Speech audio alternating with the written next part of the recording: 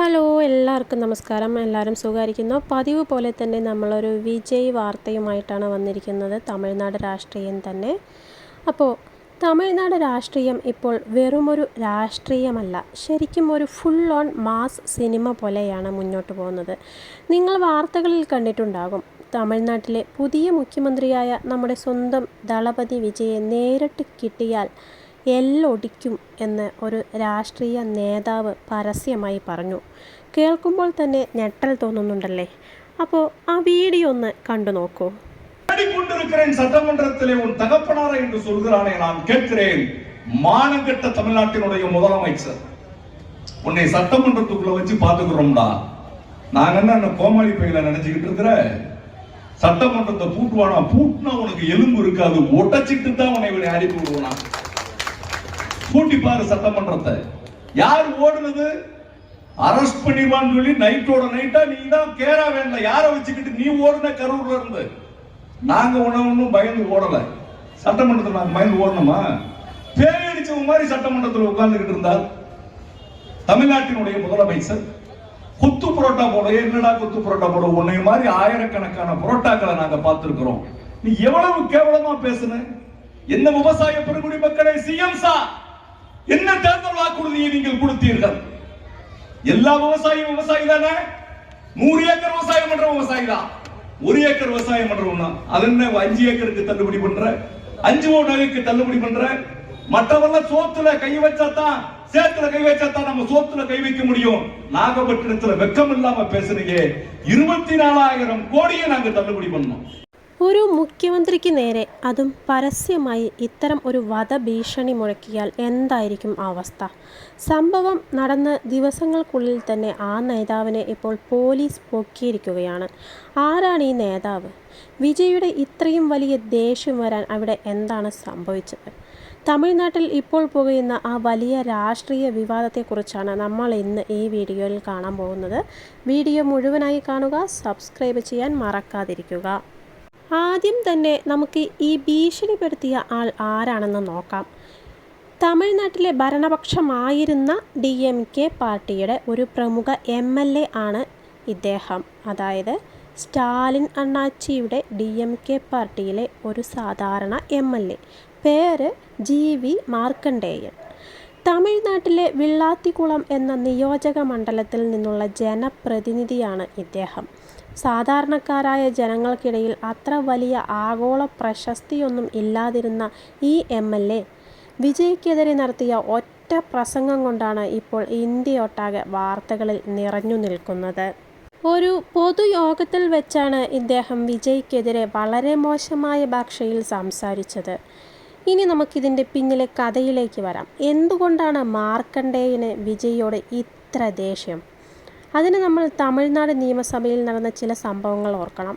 നടൻ വിജയ് സിനിമകൾ നിർത്തി തമിഴക വെട്രിക്കഴകം എന്ന പാർട്ടി രൂപീകരിച്ച് തമിഴ്നാടിൻ്റെ മുഖ്യമന്ത്രി പദവിയിൽ എത്തിയത് നമ്മൾ കണ്ടതാണ്. സഭയിൽ വെച്ച് വിജയ് DMK പാർട്ടിയെയും മുൻ മുഖ്യമന്ത്രി MK സ്റ്റാലിനെയും കടുത്ത ഭാഷയിൽ വിമർശിച്ചിരുന്നു. വെറുതെ വിമർശിക്കുക മാത്രമല്ല ചെയ്തത്, MK സ്റ്റാലിൻ്റെ സ്ഥിരമായ ചില കൈ ആംഗ്യങ്ങളും ശരീരഭാഷയും വിജയ് നിയമസഭയിൽ വെച്ച് അനുകരിച്ചു കാണിച്ചു. ഇത് DMK അണികളെയും നേതാക്കളെയും വല്ലാതെ ചൊടിപ്പിച്ചു. തങ്ങളുടെ ജനപ്രിയ നേതാവിനെ ഒരു സിനിമാ നടൻ വന്ന് നിയമസഭയിൽ വെച്ച് കളിയാക്കിയത് DMK ക്യാമ്പിൽ വലിയ പ്രകോപനമാണുണ്ടാക്കിയത്. ഇതിൻ്റെ പ്രതികാരം എന്നോണമാണ് MLA മാർക്കണ്ഡേയൻ ഒരു പൊതുവേദിയിൽ വെച്ച് വിജയ്ക്കെതിരെ തിരിഞ്ഞത്. ഇദ്ദേഹം പ്രസംഗത്തിൽ പറഞ്ഞത് ഇതാണ്: നിയമസഭയിൽ വെച്ച് വിജയിയെ DMK നേരിടും, നിങ്ങൾ എല്ലുകൾ ഒടിയും. ഒരു മുഖ്യമന്ത്രിക്ക് നേരെ പരസ്യമായി എല്ലൊടിക്കും എന്ന് പറയുന്നത് തമിഴ്നാട് രാഷ്ട്രീയത്തിൽ വലിയ ഭൂകമ്പത്തിനാണ് വഴിതിരിച്ചു വിട്ടിരിക്കുന്നത്.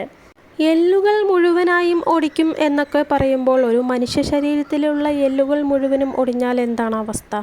ആ ശരീരത്തിൽ പിന്നെ ജീവനുണ്ടാവില്ല. ഇൻഡയറക്റ്റായി നിന്നെ കൊല്ലുമെന്നാണ് ഇദ്ദേഹം വിജയിയെ പറ്റി പറഞ്ഞിരിക്കുന്നത്. തുടർന്ന് എന്താണ് സംഭവിച്ചത്? വിജയുടെ പാർട്ടിയായ തമിഴക വെട്രിക്കഴകം ഈ ഭീഷണിയെ അത്ര എളുപ്പത്തിൽ വിട്ടുകളയാൻ തയ്യാറായില്ല. മുഖ്യമന്ത്രിക്ക് നേരെ വധഭീഷണി മുഴക്കി അപകീർത്തികരമായി സംസാരിച്ചു എന്ന് കാണിച്ച് TVK ഭാരവാഹികൾ പോലീസിൽ ഔദ്യോഗികമായി പരാതി നൽകി. തമിഴ്നാട് പോലീസ് ഒട്ടും സമയം കളയാതെ കേസ് രജിസ്റ്റർ ചെയ്യുകയും കഴിഞ്ഞ ജൂലൈ 21 MLA GV മാർക്കണ്ഡേയനെ അറസ്റ്റ് ചെയ്യുകയും ചെയ്തു. ഒരു ഭരണപക്ഷ MLA സ്വന്തം നാട്ടിൽ വെച്ച് അറസ്റ്റിലാവുന്നത് തമിഴ്നാട് രാഷ്ട്രീയത്തിൽ വളരെ അപൂർവമായി മാത്രം നടക്കുന്ന കാര്യമാണ്. വിജയുടെ രാഷ്ട്രീയ സ്വാധീനവും നിലപാടും എത്രത്തോളം ശക്തമാണെന്ന് തെളിയിക്കുന്നതായിരുന്നു ഈ ഉടനടിയുള്ള ആക്ഷൻ. ഡിയർ ഫ്രണ്ട്സ്, നമ്മൾ ഇവിടെ ചിന്തിക്കേണ്ട ചില കാര്യങ്ങളുണ്ട്. സിനിമയിലെ ഡയലോഗുകൾ പോലെ രാഷ്ട്രീയത്തിൽ മാസ് കാണിക്കാൻ നോക്കിയതാണ് മാർക്കണ്ഡേയൻ. പക്ഷേ അത് ചെന്ന് കലാശിച്ചത് ജയിലഴിക്കുള്ളിലുമാണ്. സിനിമയിൽ ഇന്ന് രാഷ്ട്രീയത്തിലേക്ക് വരുന്ന നേതാക്കളെ പലപ്പോഴും പഴയ രാഷ്ട്രീയക്കാർ വളരെ നിസ്സാരമായാണ് കാണാറുള്ളത്. വിജയെയും DMK തുടക്കത്തിൽ അങ്ങനെ തന്നെയാണ് കണ്ടത്. എന്നാൽ വിജയ് മുഖ്യമന്ത്രി കസേരയിൽ ഇരുന്ന് DMKയുടെ കോട്ടകളെ ഓരോന്നായി തകർക്കുമ്പോൾ അവർക്കത് സഹിക്കാൻ പറ്റുന്നില്ല എന്നതിൻ്റെ തെളിവാണ് ഇത്തരം പ്രകോപനപരമായ പ്രസംഗങ്ങൾ. രാഷ്ട്രീയം എപ്പോഴും മാന്യമായ ചർച്ചകളിലൂടെയും സംവാദങ്ങളിലൂടെയുമാണ് മുന്നോട്ടു പോകേണ്ടത്. അല്ലാതെ എല്ലൊടിക്കും കൈയൊടിക്കും എന്നൊക്കെ പറയുന്നത് ജനാധിപത്യത്തിന് ഒട്ടും യോജിച്ചതല്ല. അപ്പോൾ ഇതാണ് തമിഴ്നാട്ടിൽ ഇപ്പോൾ നടക്കുന്ന ആ ചൂടേറിയ സംഭവം. വിജയുടെ രാഷ്ട്രീയ ജീവിതത്തിലെ വലിയൊരു പരീക്ഷണ ഘട്ടമാണിത്. പ്രതിപക്ഷത്തിൻ്റെ ഇത്തരം കടുത്ത ആക്രമണങ്ങളെ വിജയ് എങ്ങനെ നേരിടുമെന്ന് നമുക്ക് വരും ദിവസങ്ങളിൽ കാണാം. ഈ സംഭവത്തെക്കുറിച്ച് നിങ്ങൾക്ക് എന്താണ് തോന്നുന്നത്? ഒരു MLA മുഖ്യമന്ത്രിക്ക് നേരെ ഇത്തരം പരാമർശങ്ങൾ നടത്താമോ? പോലീസിൻ്റെ ഈ അറസ്റ്റ് നടപടിയോട് നിങ്ങൾ യോജിക്കുന്നുണ്ടോ? അഭിപ്രായങ്ങൾ കമൻറ്റ് ചെയ്യുക. വീഡിയോ ഇഷ്ടപ്പെട്ടെങ്കിൽ തീർച്ചയായും ലൈക്ക് ചെയ്യുക. കൂട്ടുകാർക്കൊന്ന് ഷെയർ ചെയ്യുക. ചാനലിൽ ഇതുവരെ സബ്സ്ക്രൈബ് ചെയ്തിട്ടില്ലെങ്കിൽ ഇപ്പോൾ തന്നെ സബ്സ്ക്രൈബ് ചെയ്ത് ആ ബെല്ലൈക്കൺ കൂടി ഒന്ന് അമർത്തിയേക്കൂ. അടുത്ത ഒരു കിടിലൻ വീഡിയോയുമായി വീണ്ടും കാണാം. சட்டமன்றத்திலே உன் தகப்பனாரா என்று சொல்கிறானே நான் கேட்கிறேன்.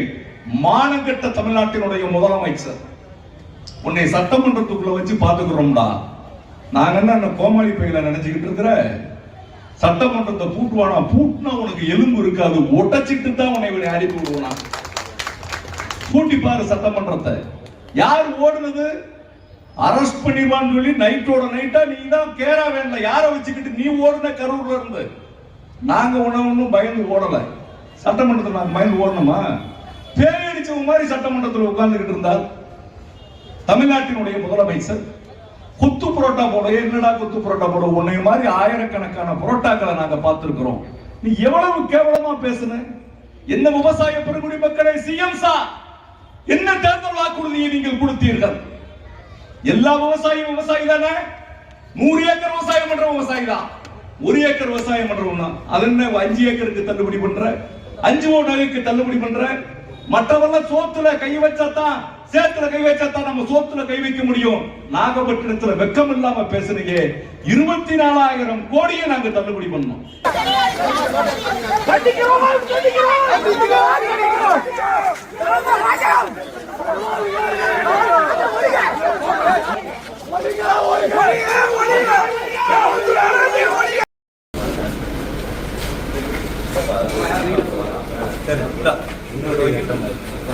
தம்பி எந்த வண்டியில்?